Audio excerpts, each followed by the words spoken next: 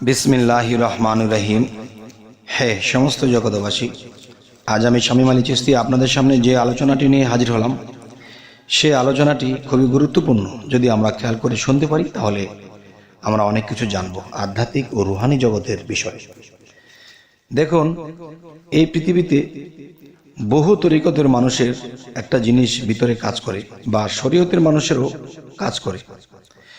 সেই বিষয়টি হলো, দেখুন যে বিগত পিছনের জন্মে আপনি কোন সংসারে ছিলেন, কোন বংশে ছিলেন, কোন ফ্যামিলিতে ছিলেন, আপনি কি খুব দরিদ্র ঘরে ছিলেন, কোনো রাজাবাদশার ঘরে ছিলেন, কোনো ধনীর দুলালি ছিলেন, এটা কিন্তু প্রশ্ন জাগে। আর এই জন্মে কেউ অফিসার, কেউ ইউনিভার্সিটির ছাত্র, কেউ কাগজ টোকায় খাইতেছে, কেউ ভিক্ষা করে খাইতেছে। তাহলে আল্লাহ কিন্তু বলে দিয়েছে একটি কথা, যে আমি কাউকে কম দেই না, বেশি দেই না, আমি সমান দিয়ে থাকি। তাহলে এখানে সমান পাওয়া যায় না। তাহলে বোঝা গেল আল্লাহ সঠিক বলেছে, আমরাই বুঝি নাই। তো সেই বুঝটা কি? তো আজকের আলোচনার মূল হলো, পিছনের জন্মের কথা মনে থাকে না কেন? কে ভুলিয়ে দেয়? যে ভুলিয়ে দেয় সে কে?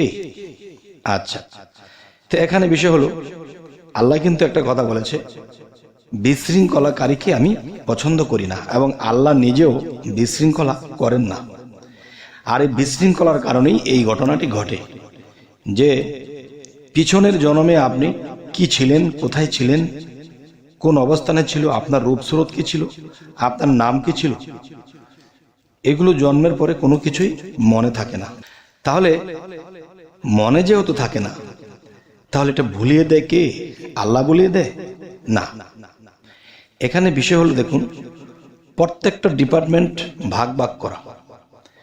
যেমন এক জায়গায় দেখা যায় কারেন্টের অফিস, আরেক জায়গায় জায়গা পানি যে মানুষ বিতরণ করছে, বা পানির পাম্প আছে, সরকারিভাবে এটার বিল নিচ্ছে, এটার ডিপার্টমেন্টই আলাদা, গ্যাসের ডিপার্টমেন্ট আলাদা।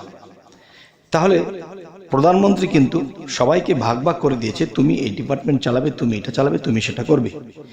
ঠিক আল্লাহও কিন্তু পৃথিবীতে বিভিন্ন ফেরেশতাদেরকে বিভিন্ন দায়িত্ব দিয়ে এক একজনকে এক একটা ডিউটি দিয়ে দিয়েছে।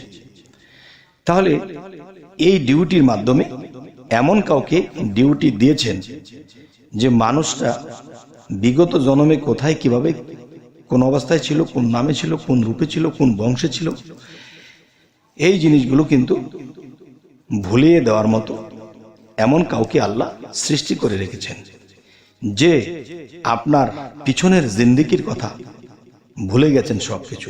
নতুন করে সূর্য উদয় হয়েছে, শিশুরূপে জন্ম নিয়ে।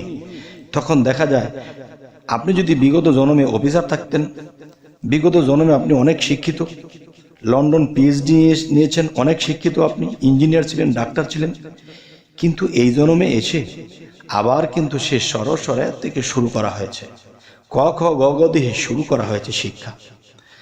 তাহলে দেখা যায় যারা অনেক শিক্ষিত ছিল, তার আত্মাটা মোটামুটি শিক্ষিত, তার আত্মাটা দরদর করে পড়ে ফেলে, গড়গড় করে পড়ে ফেলে।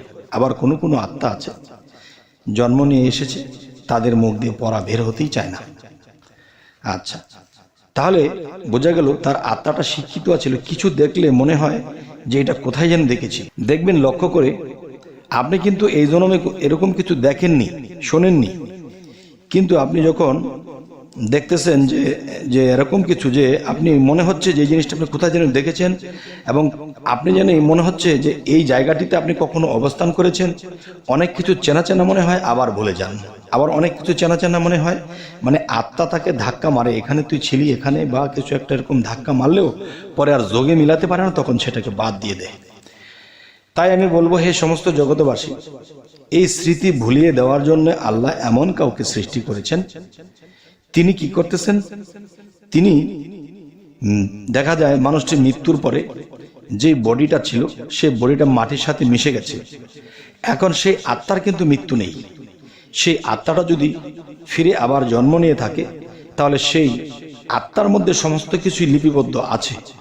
কিন্তু আমরা যখন নতুন কোনো দেহের মধ্যে প্রবেশ করেছি, তখন দেখা যায় সেই স্মৃতিগুলো মানে আত্মগতভাবে ভাসছে, কিন্তু মাটির দেহের মধ্যে যে মেমোরি বা মস্তিষ্ক ছিল সেখানে কোনো কিছুই রেকর্ডিং নেই বলেই কিন্তু আমরা নতুন করে শিখতে হয়, নতুন করে লিখতে হয়, নতুন করে জ্ঞান অর্জন করতে হয়। তাহলে একটা জিনিস কি, যে বিগত জন্মে আপনি অনেক শিক্ষিত থাকলেও সেগুলো আপনার আত্মায় লেগে আছে, আর সেগুলো কিন্তু দেখা যায় মাটির দেহের মধ্যে যে মস্তিষ্ক ছিল সেই মস্তিষ্কটাও কিন্তু মাটির তৈরি, এবং মৃত্যুর পরে যখন মাটিতে আপনাকে কবর দেওয়া হয়েছিল তখন কিন্তু সেই মাটির সাথে সেই মাটির মস্তিষ্ক বা সেই মেমোরি তা মিশে গেছে। তাই নতুন বডি, নতুন করে মস্তিষ্ক, সেই নতুন মস্তিষ্কে যখন এগুলো আস্তে আস্তে রেকর্ডিং হচ্ছে, জীবনে দেখছেন, শুনছেন, খাচ্ছেন, চলছেন, ফিরছেন, আবার নতুন করে রেকর্ডিং হচ্ছে, নতুন করে আবার শিক্ষা নেওয়া হচ্ছে। আচ্ছা, এর মধ্যে যে আত্মাটি, সেই আত্মাটি শিক্ষিত। তাহলে আত্মা শিক্ষিত হলে আত্মার মেমোরির মধ্যে তো সবকিছুই আছে, তাহলে আমাদের মনে পড়ে না কেন? আচ্ছা, এখন দেখেন, মানুষ কিন্তু একটা কথা বলে থাকে, তরিকতের জগতে, সাধক জগতে যারা আছে তারা কিন্তু একটা কথা বলে থাকে, দেখেন, মানুষ যখন জন্ম নিল নতুন করে, তখন আত্মায় যদি সবকিছু লিপিবদ্ধ থাকে তাহলে আত্মা তো মনে আছে, তাহলে আমার কেন এগুলো মনে পড়ে না? আচ্ছা, তাহলে সেই আত্মাটা আপনার মধ্যে আপনার ভাবে আছে। আপনি মূর্খ, সেও মূর্খ। আপনি চেতনোক্ত, সেও চেতনোক্ত। আপনি শিক্ষিত, সেও শিক্ষিত। কিন্তু আপনি যে বিগত পিছনের জন্মে এত শিক্ষিত ছিলেন সেটি মনে নেই। সেটি মনে রাখার যে বিষয়টা, সেই মস্তিষ্কের বা আত্মার মধ্যে যে মস্তিষ্ক আছে, সেই বায়ুতে বাসন যে মস্তিষ্কটা আছে, সেটাকে আড়াল করে রাখা হয়েছে। তাই একটি কথা বলা হয়, সাধনার দ্বারা, আল্লাহর আমল বা কর্মের দ্বারা মানুষ যখন আত্মসাধনা করে তখন তার মধ্য থেকে আত্মজাগ্রত হয়। সেই আত্মা যখন জাগ্রত হয় তখন তার অনেক কিছুই মনে পড়তে থাকে, এবং আত্মদর্শন যাদের হয়ে যায় তবুও কিন্তু তারা এটা জানতে পারে না। যার আত্মদর্শন হওয়ার পরে সেই আত্মার সাথে সম্পর্ক হয়, কথা হয়, তখন সেই আত্মা তাকে পটপট করে বলে দেয় যে তুমি এমুক জন্মে এমুক জায়গায় ছিলে, তুমি এই এমুক জন্মে তুমি এই অবস্থানে ছিলে, তুমি অফিসার ছিলে, তুমি ওলি ছিলে, তুমি এরকম ছিলে। তখন সেই আত্মা তাকে বলে দেয়। তখন সেই আত্মার কথা যদি আপনি প্রকাশ করে কাউকে বলেন তাহলে মানুষ আপনাকে পাগল বলবে। আচ্ছা, যদিও আপনি সত্য বলে থাকেন, এটা মানুষ আপনাকে পাগল বলবে। কেননা এটি শাস্ত্র গ্রন্থের মধ্যে এভাবে পাবেন না। যে এখানে একটা বিষয় আছে, আত্মার সাথে কে মিশে আছে? আল্লাহ মিশে আছে। আর আত্মা কোথায় মিশে আছে? দেহের সাথে মিশে আছে। তাহলে কিন্তু আল্লাহ কয়েকটা ধাপ ভিতরে। তো এখন বিষয় হলো, আত্মদর্শন হলেই হবে না। যদি কারো আত্মার সাধনা করে এবং সেই আত্মার সাথে সম্পর্ক বা বন্ধুত্বের মতো হয়ে যায়, তখন সেই আত্মা আপনার সামনে উদয় হবে। আর সেই সাধন বলে যখন উদয় হবে তখন আপনি তাকে জিজ্ঞাসা করেন বা মনে মনে ভাবেন, সেই আত্মা আপনাকে জবাব দিতে থাকবে। তখন সেই পিছনের জন্মের কথা হোক বা আপনার আড়ালের কোনো জিনিস হোক, বা দুনিয়াতে বেঁচে থাকতে আপনার অগোচরে অনেক কিছু ঘটেছে, আপনি তা জানেন না। আর সেই জিনিসগুলো যার আত্মদর্শন হওয়ার পরে তার সাথে সম্পর্ক করে ফেলে, যখন স্মরণ করে তাকে পায়, তাকে দেখতে পায়, তখন সেই আত্মা আপনার জ্ঞানের যোগান দেয়। সেই আত্মা আপনাকে উচ্চস্তরের রাস্তা দেখায়। তখন যখন আপনি সেই আত্মদর্শনের সাথে সাথে যখন নাকি আপনি উপর দিকে উঠতে থাকবেন, তখন কিন্তু আপনার মুখ বন্ধ হয়ে যাবে। মুখ বন্ধ হয়ে যাবে কেমন? আপনি যদি বলেন যে হ্যাঁ, আমার আত্মা আমাকে বলেছে যে এই বিষয়, আমি বিগত জন্মে এই ছিলাম, আমি এমুক ফ্যামিলিতে এমুক বংশে ছিলাম, আমি আবার এই বাংলাদেশে এমুক মায়ের ঘরে আমি জন্ম নিয়ে বর্তমানে আছি। আচ্ছা, তাহলে কিন্তু সে কখনোই মানবে না। আর একটু আগে কিন্তু আমি বিশৃঙ্খলার কথা বলেছিলাম যে আল্লাহ বিশৃঙ্খলাকারীকে পছন্দ করেন না। দেখেন, আল্লাহ এই জিনিসটি লুকিয়েছে কেন? লুকিয়েছে এই কারণেই, বিশৃঙ্খলা হবে। যেমন আপনি এই জন্মে কর্মফলে আপনি জন্ম নিয়েছেন খুব গরিব অসহায় জায়গায়, যেখানে আপনি ঠিকমতো খেতেও পান না, আপনার ঘরের চালের পানি পড়ে, আপনার খেতাবালিশ ভিজে যায়, ঘুমিয়েও শান্তি পান না, অনেক কষ্টে জীবন কাটে। আর যখন আপনি কোনো সাধকের বা কোনো সাধুর বা কোনো আল্লাহর অলির সাথে সঙ্গ নিয়ে যখন আপনি সাধনা করেছেন, তখন সেই সাধনার মাধ্যমে, আত্মদর্শনের মাধ্যমে আত্মার সাথে যখন সম্পর্ক হয়ে গেছে, তখন সেই আত্মা আপনাকে পটি করে সমস্ত কিছু যখন বলে, তখন আপনি জানতে পারেন।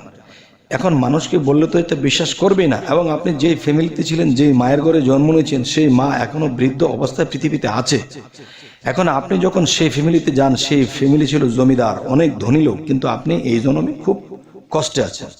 তখন আপনি যখন সেখানে গিয়ে বলেন, দেখেন গো মা, আমি বিগত জন্মে আপনার সন্তান ছিলাম, সে মা কিন্তু আপনাকে চিনবে না, সে মা কিন্তু আপনাকে স্বীকৃতি দেবে না যে তুমি আমার সন্তান ছিলে। তখন আরো বিশৃঙ্খলা হবে, আর এই বিশৃঙ্খলাকারীকে আল্লাহ পছন্দ করে না। তাই সাধক বা সাধু বা আল্লাহর অলি যারা, তারা চুপ থাকে। কেন চুপ থাকে? তারা অনেক কিছু দেখতে পায়, অনেক কিছু বুঝতে পায়, কিন্তু কাউকে বলতে পারে না। আর বললে মানবে না, আর না মানলে বিশৃঙ্খলা হবে। আর এখানেই আল্লাহ বলেছে, আমি বিশৃঙ্খলাকারীকে পছন্দ করি না। তবে হে সমস্ত জগতবাসী, আমি আপনাদেরকে আজকের আলোচনায় কি বোঝাতে চাইলাম? অবশ্যই আমাদের ভালো কাজ, ভালো কর্ম, ভালো সাধনা আমাদের করতে হবে, এবং কামেল মুর্শিদ অবশ্যই ধরতে হবে। অবশ্যই আমাদের সেই কামেল মুর্শিদ ধরতে হবে, এবং সেই মুর্শিদ ধরিয়া যখন সাধনার দেশে আমরা ডুব দেব, দুনিয়াকে যখন ভুলে যাব, তখনই কিন্তু কোনো দিন আপনার সাথে আত্মার দর্শন হবে, এবং তার সাথে আপনার সম্পর্ক হবে এবং কথা হবে। তখনই আপনি আপনার মধ্যে এলমে লাদনী জারি হবে, যা আপনি গায়েবের এলেম পেতে শুরু করবেন। আর এলেম পেয়ে যখন মানুষকে কিছু বলতে থাকবেন, এটা দেখেছি, এটা পেয়েছি, তখনই আল্লাহ বেজার হবে, তখন আপনার এলমে লাদনী বন্ধ হয়ে যাবে। তাই আজকের যে কথাটি আপনাদের কেমন লাগলো, কি বোঝাতে চাইলাম, অবশ্যই আপনারা জেনে নেবেন। যার ভালো লাগে তো অবশ্যই আমাদের চ্যানেলটি সাবস্ক্রাইব করে নেবেন। যদি ফেসবুক হয় অবশ্যই ফলো করে নেবেন, যাতে করে পরবর্তীতে ভিডিও দিলে আপনাদের কাছে পৌঁছে যায়। তো সকলে ভালো থাকবেন। আল্লাহ হাফিজ।